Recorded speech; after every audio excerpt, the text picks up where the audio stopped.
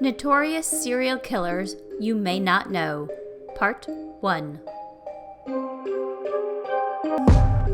Amelia Dyer.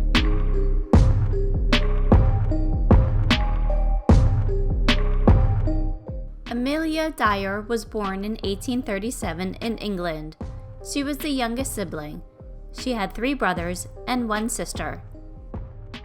She was the daughter of master shoemaker Samuel Hobley and Sarah Hobley.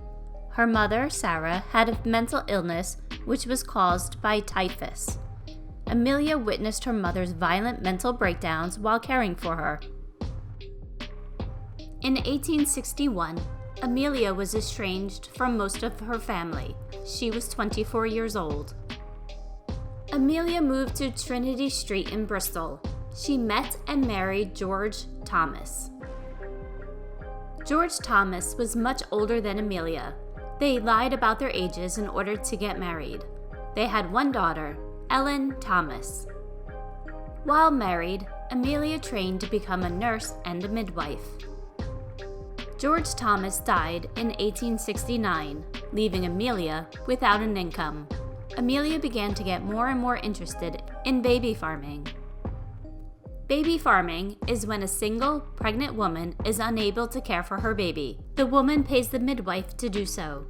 This was a way for midwives to make money. It was a type of adoption.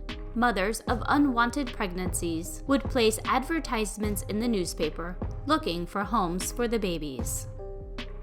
Amelia used her midwife and nurse training to start her own boarding house for those who needed her services. She would house and help deliver the newborns.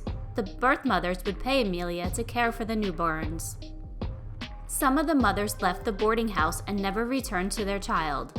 Others would write to Amelia, but she would never respond to their inquiries. Amelia would find clients by responding to newspaper advertisements. Amelia would answer these ads and offer to take the baby for a fee. Once the baby was in Amelia's care, Amelia would never reply to the mother of the child. The child was now a possession that belonged to Amelia, until she murdered it. In 1872, Amelia married William Dyer. They had 2 children, Mary Ann and William Samuel. She ultimately left him, but she never stopped baby farming.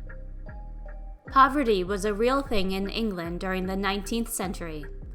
Many people went hungry, so therefore, infant deaths weren't unusual. Many babies died from lack of breast milk, aka food for newborns. When Amelia acquired a newborn, she wasted no time and murdered them. She found this was a way to keep costs down and profits up. To do this, she would mix a cocktail of syrup and opium to quiet the newborn's hungry cries as they starved to death. Once the newborn was dead, Amelia would call a doctor. The doctor would declare the child dead and take the body away. Because of the poverty, no one questioned her death by starvation method. The first time Amelia was suspected of murdering infants was by a doctor in 1879. She was put on trial and sentenced to 6 months of hard labor. Once released, Amelia went back to work as a midwife, but that didn't last long. She had spells of mental illness that she self-medicated with alcohol and opium-based products. Amelia attempted suicide on more than 1 occasion, but having built up a tolerance for the substances she tried to use, she was not successful. This led to her returning to baby farming.